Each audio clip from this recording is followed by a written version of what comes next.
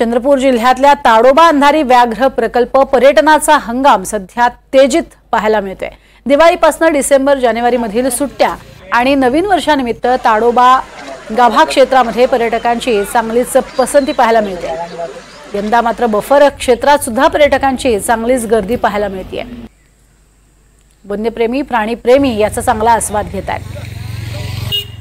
ताडोबा सगळ्यात best destination आहे। Indian गव्हर्नमेंटने आपल्यासाठी इथं एवढी सोय केलेली आहे।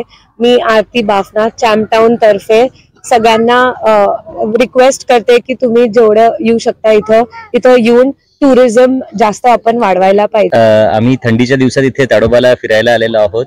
खूपच छान वातावरण आहे।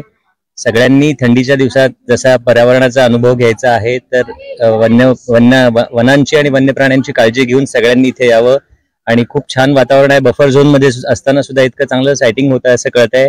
सो आम्ही पण जात आहोत, तुम्ही पण या गोष्टीचा आस्वाद घ्या अशी सगळ्यांना रिक्वेस्ट। ताडोबा व्याघ्र प्रकल्प सफारी पर्यटनासाठी अत्यंत प्रसिद्ध आहे। जगातील सर्वश्रेष्ठ जैवविविधता या प्रकल्पामध्ये आढळते। सध्या पर्यटनाचा मोठ्या प्रमाणामध्ये हंगाम असून पर्यटक मोठ्या प्रमाणामध्ये ताडोबा अंधारी व्याघ्र प्रकल्पास भेट देत आहेत। परंतु मोठ्या प्रमाणामध्ये असलेल्या वाघिणी आणि त्यांचे पिल्ले यामुळे पर्यटनाचा जो कल आहे तो सध्या बफरकडे मोठ्या प्रमाणामध्ये दिसून येतो आहे। त्यामुळे बफर पर्यटनामध्ये मोठ्या प्रमाणात वाढ झालेली आहे।